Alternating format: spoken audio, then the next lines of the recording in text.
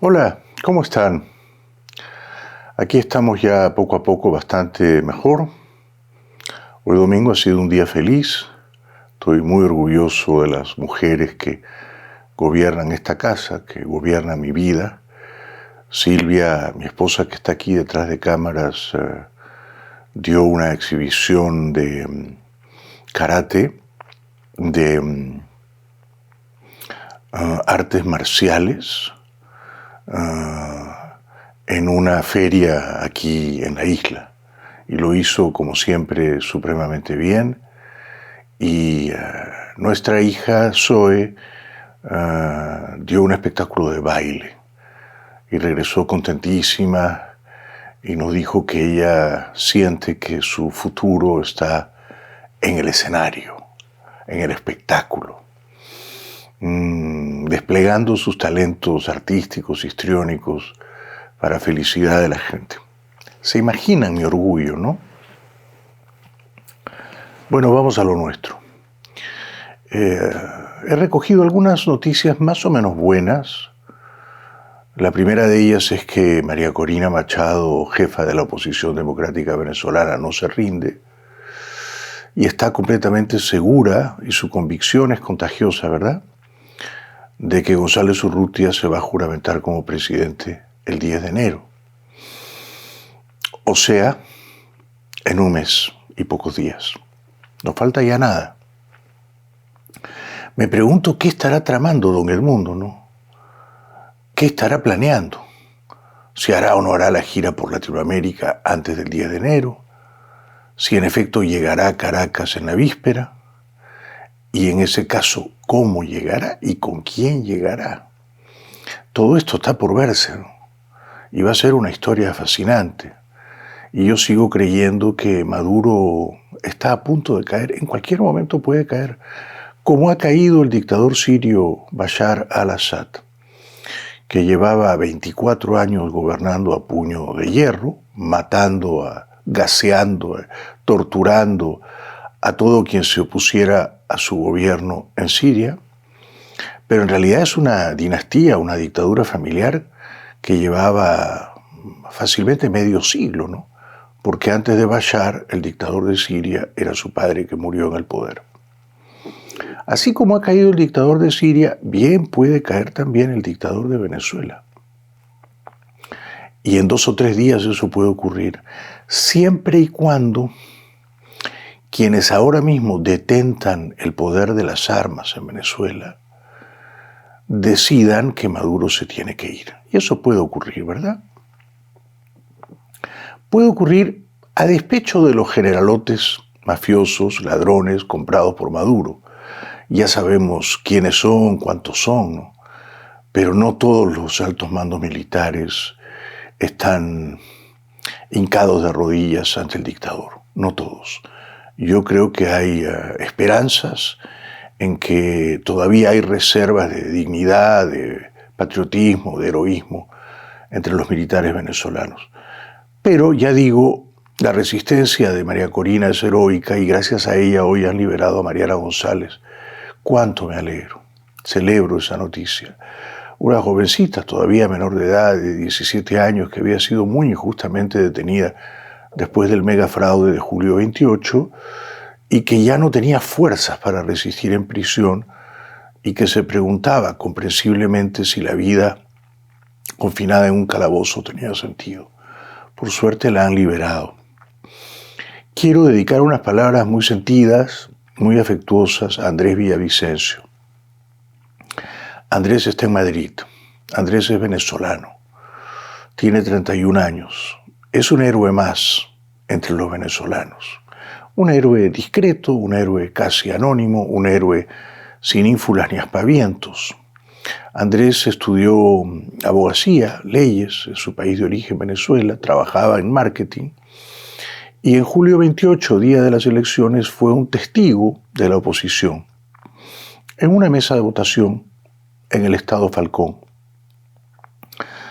Cerrada la mesa, contados los votos, Andrés, eufórico porque había ganado y de lejos Edmundo, salió y rodeado, arropado por centenares de vecinos, se permitió leer el acta con los resultados de aquella mesa de votación en la cual él había sido testigo de los partidos opositores. Y entonces dijo, entre las vivas y las ovaciones de sus vecinos, que Maduro había sacado apenas 195 votos y que Edmundo había sacado 1046 votos. Muchos votos más que Maduro. Alguna gente lo grabó desde sus teléfonos, sus celulares, diciendo esto.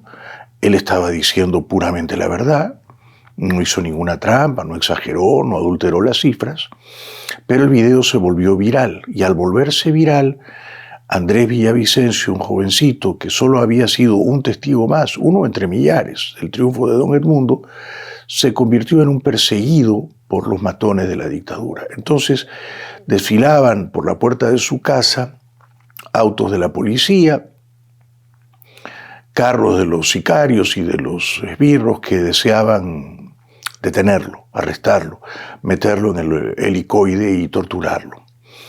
Andrés fue astuto, se escondió, desconectó su teléfono, no habló con nadie, hubo un apagón, se escapó de su domicilio y caminó lo que tuvo que caminar hasta el estado Zulia, y desde allí cruzó la frontera a Colombia en el punto de Maicao. Desde Colombia voló a Madrid, lleva 4 meses exiliado en Madrid y sueña con volver. Y compartimos tu sueño, querido Andrés Villavicencio, y seguramente volverás. Y Andrés cree que como Edmundo ganó, Edmundo debe ser el presidente a partir del 10 de enero, Edmundo se debe juramentar ante la Asamblea Nacional, y él sueña con volver tan pronto como Venezuela recupere la democracia y la libertad. Y esperemos que eso sea en 1 mes y pocos días.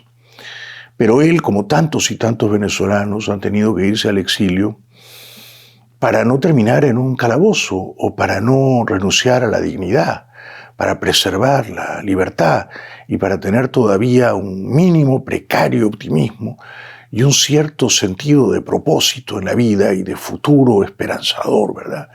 La vida sin sueños, sin ilusiones, sin esperanzas no es vida, y por eso Andrés Villavicencio hizo muy bien en irse de Venezuela, e hizo muy bien antes de irse en denunciar que Edmundo había ganado en esa mesa de votación, como barrió en todas, y sobre todo en las mesas donde votaron los militares. Barrió en todas. Para terminar, me quedo con la moderada alegría de que ha caído el dictador sirio al-Assad. Era un cabrón profesional, malvado, era un matarife, era un asesino, era un matarife.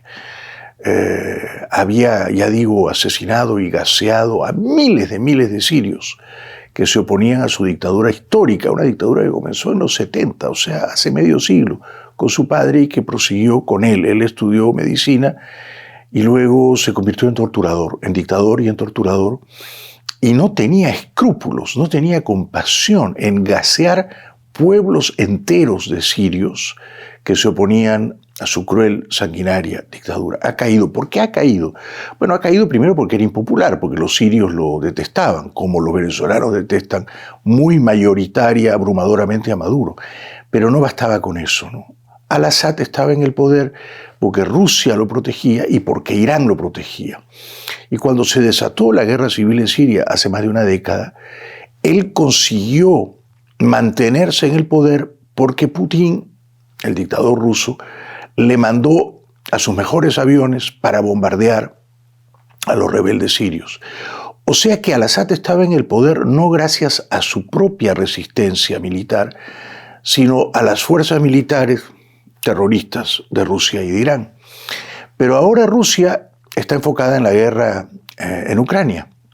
Rusia no tiene más aviones que prestarle al dictador sirio que acaba de caer en desgracia y que acaba de huir con su familia precisamente a Siria, en un avión en el que se querían subir otros más, lugartenientes, colaboradores, allegados de él, y él les dijo, no, acá no entra nadie más, cerraron la puerta, despegó el avión y todos ellos se quedaron ahí, y los rebeldes sirios que han capturado el poder en Damasco los van a matar, los van a linchar, los van a quemar vivos, sabe Dios, ¿no? No hay lealtades en política, ¿no es cierto? O sea que como Irán y Rusia le dieron la espalda a Al-Assad, Irán, porque después de la paliza que le ha propinado con toda justicia a Israel, Irán ha quedado ahora más débil que nunca. No tiene ya a Hezbollah, no tiene a Hamas, no tiene una estructura militar capaz de resistir los ataques de Israel. O sea que el dictador sirio se quedó sin padrinos, sin el padrino en Teherán, sin el padrino en Moscú, y escapó cobardemente con su familia. ¿Por qué digo que mi alegría es moderada? Es bueno cuando cae un dictador, es magnífico. Pero el problema es que quienes han capturado el poder no son verdaderos demócratas, son disidentes de Al-Qaeda, son disidentes del ejército islámico ISIS, de manera que está por verse si los que han capturado el poder van a ser más o menos tan malos como el que ha huido, ¿no? Pero mi conclusión, pensando en Venezuela y también pensando en Cuba, es que las dictaduras no caen solitas, los dictadores no se arrepienten, no se reforman moralmente, no piden perdón y entregan el poder y van mansamente a la cárcel. No. A los dictadores hay que derrotarlos con fuerza, hay que doblegar su aparato represivo con una fuerza superior, que es lo que ha pasado en Siria, ¿no es cierto?